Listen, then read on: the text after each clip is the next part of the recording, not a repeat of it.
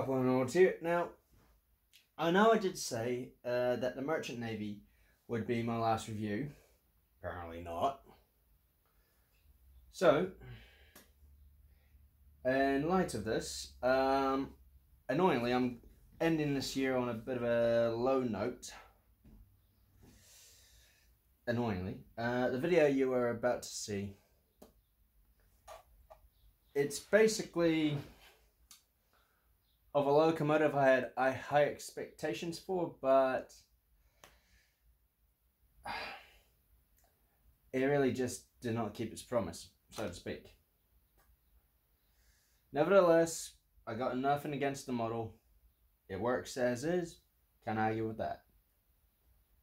So without further ado, I'll quit this annoying intro and let you enjoy the video. Thanks.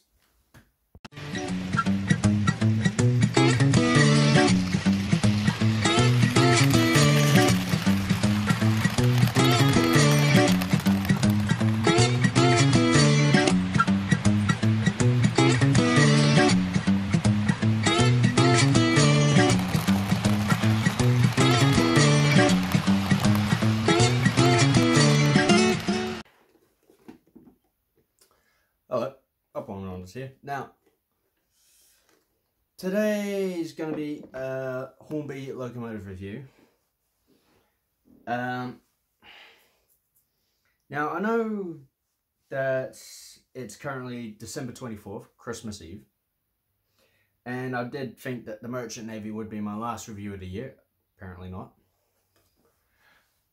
Here I'm reviewing what I think is quite an underrated locomotive, really. I don't know why, but here it is. The Hornby 4F class freight locomotive. Now, even before opening the box,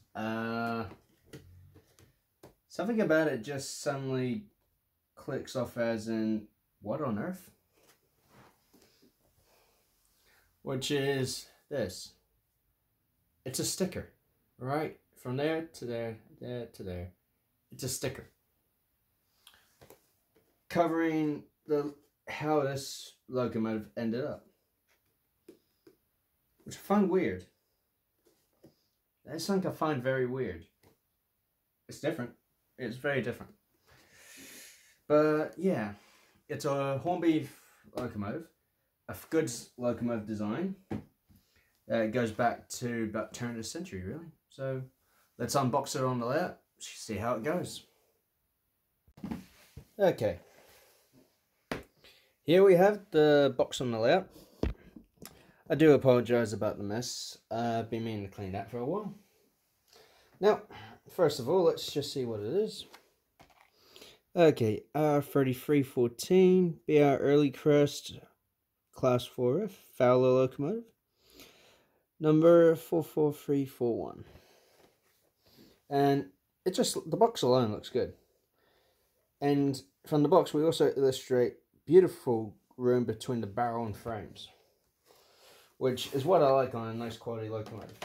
Okay, here we go, open it up, and no detail pack. That's quite a change. Then again, the Pico on the packets and that, you don't get a detail pack either. So I won't argue that. Oh. Okay, I did not expect this. The paperwork here is for both the 4F and the P2 class. That's quite different.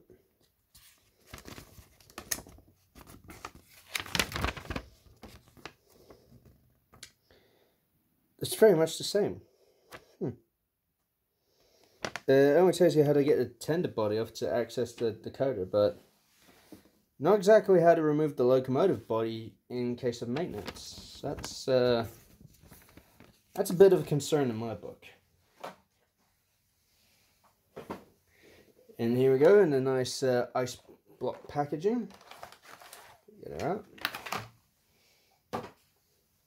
Looks like it's quite a full tender load of fake coal, and weirdly it unhinges here instead of along the back or the front. Again, that's different. Now let's have a look and, okay. Just carefully prise her out. There we go.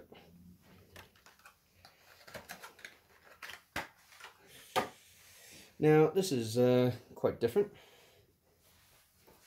It really is.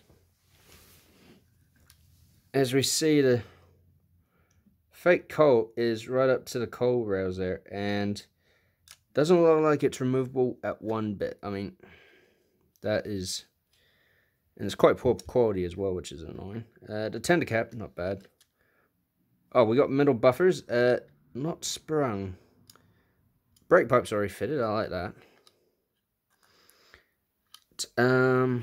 Handrails for the cab, they're quite nice. Let's have a look at the cab here. Oh my goodness, that cab detail. The molding, it's alright, but it could use a touch of colour. Handrails and the paintwork, as well as the builder's plate, are quite nice though. As well as these sounding pipes, they're quite nice.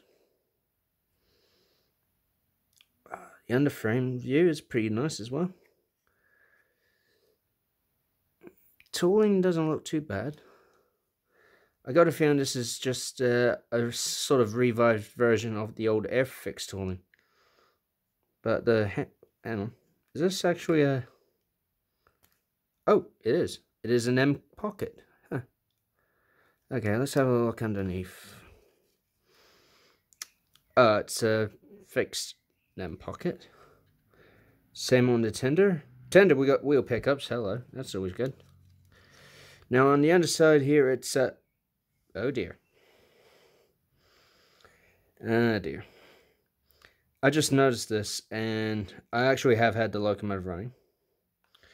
This is quite an annoyance. Traction tires. The locomotive, it's got a fair wee weight. It's got a fair little bit of weight for a class 4 freight locomotive. It's got a fair bit of weight, but traction tires? Really? I don't really know why. I don't know why. The level of detailing, though, it's Spartan at best, which confuses me a bit. I mean, unless they accidentally dressed up a railroad model, which would actually make a bit of sense. I haven't a clue why. Sorry, bit of crap camera work. I haven't a clue why they did this. Okay, let's just see how well it does at slow movement. Okay, here the motor's coming into life. Oh my gosh.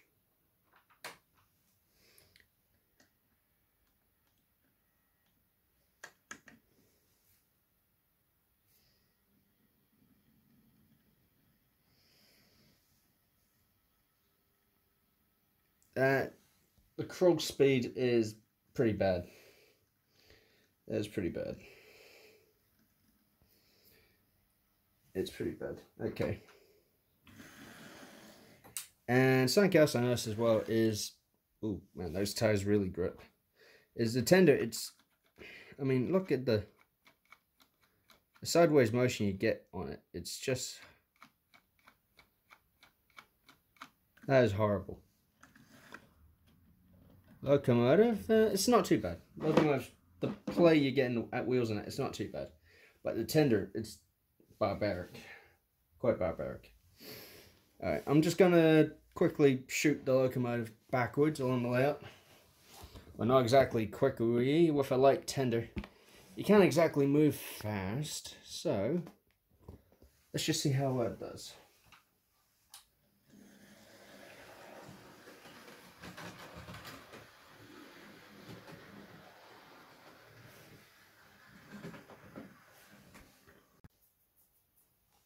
Okay, now that the locomotive's had a bit of time to run around the track and that,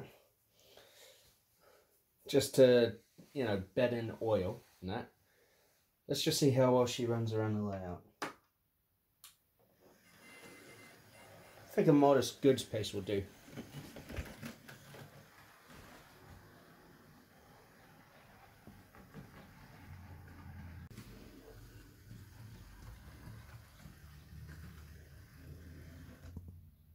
Oh dear. I wonder if the old Fonzie trick will work.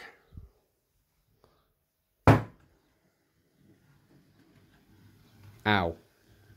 Okay, that's a bit of an issue.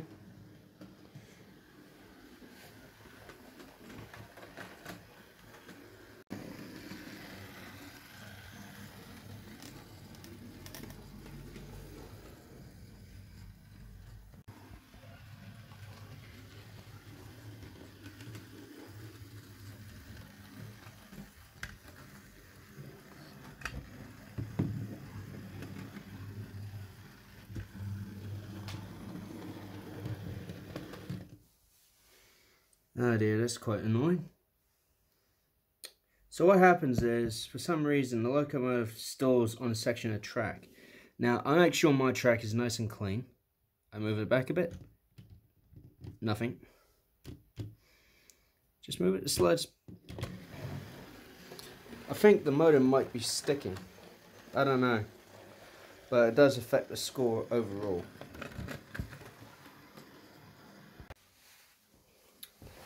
Okay, to get over the whole stalling over sections of track for some reason problem, I figured fit it with some coaches behind, that way the inertia of the train will give it a shove. Now, I actually do know that some 4Fs in their working service life in BR days did actually pull passenger trains. Only ones that really do come to mind quickly are Somerset and Dorset trains. Now, I've actually perfectly teamed up a 4F with 3 ex-LMS coaches. And they do seem to look quite nice. And hopefully the heavy coaches will be enough to push the locomotive over the points where it's, for some reason, none of my locos never seem to stall at. It's only this one that seems to stall. I don't know why. Nevertheless, let's get it running.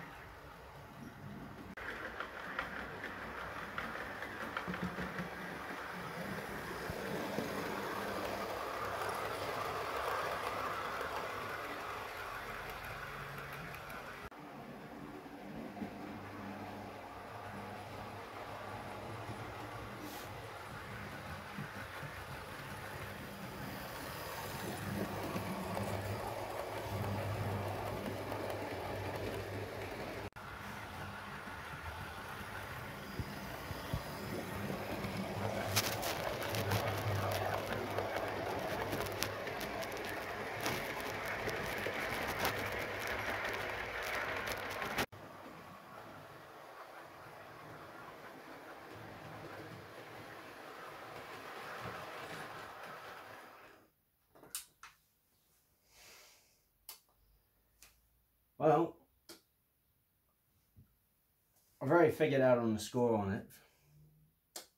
Out of 10, overall score, 4. I mean, the level of detail, it's not bad, but I mean, even my dated A4 and A3 have better detail. And I don't know why I bought it. I'm trying to remember why. I guess because it looked good on the box, and now that I look at it, the whistle is crooked, is mounted very crooked on the boiler. I mean, and I can see the parts of the motor. I don't know. Oh yeah, boy. And the fact it doesn't tell you how to get the body off to access the motor in case you have to do maintenance, that alone is quite annoying. But I'm guessing from what I saw underneath, it's just 2 screws. Same as my Great Western 2251 class locomotive. but I am quite disappointed in it. I'm not saying it's a bad model. I'm not saying it's a bad model, but I'm just used to having high quality models, I guess. And I mean, from a low quality, low expense point of view, it's not bad. It's not bad. I found about 4 or 3 Airfix A4s on a local website for about $80 each. So that would be about 40 quid. This I bought for about $175. So, oh boy, now I'm having to do math. We'll just say about, I think we'll just go with, say, about, let's see, 175 divided by 2. About 83 quid each. Give or take rough numbers.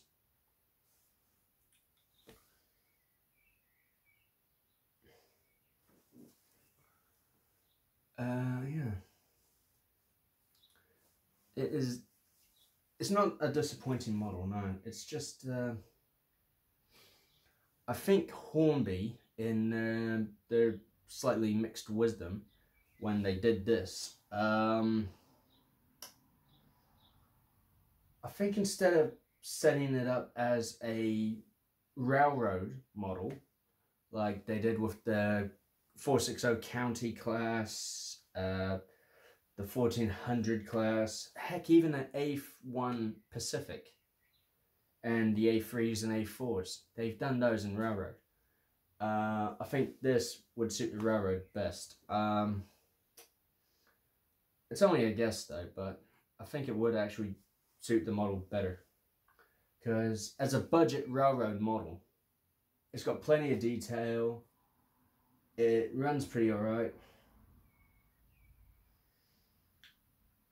Yeah, but speaking of railroad models, my old 460 County class, that had sprung buffers and a 5-pole in it. This turned non-sprung buffers, and I think by the way it's been running, I think it's a 3-pole motor. So I don't know. Please put your comments below on your thoughts of the locomotive, because I'm neither here nor there on it. I mean, it's quite a nice loco. It is quite a nice loco if you are new to the hobby. But for the quality of locomotives I've grown accustomed to over the years, such as, well, latest example, the Terriers, the Peckets, and of course my Merchant Navy, this falls far below the bar. It falls far below the bar. So it's a bit of a low note to finish off the year. But I can think of worse. I can think of way worse. At least it's not an O2 Tango. And it's not the worst locomotive I had. It's far off from that. Worst locomotive I've ever had was an old Bachmann J38 or 39 class locomotive. I've had that one apart more, in time length wise, I had it apart more than I ever did running it. So it was that bad. This though, for 060 tender locomotives, it's a good starting point. It's a good starting point for 060 tender locomotives. But I think Bachmann do better quality ones, because in the Hornby range, a step up from a 4F here, 060 tender locomotive wise, would be a Q6. I've actually had an old one of those and it ran beautifully. No issues whatsoever. This, some issues, not as much detail, and at least the Q6 did not, no, not Q6, Q1 At least that did not need traction tires. This does. So it's a bit of a mixed review, I have to admit. But then again, it gives me mixed results, this one. So I'm unsure about it. Feel free to comment your thoughts. But yeah, this is somewhat confused. Up one onwards saying Merry Christmas to all. Take care.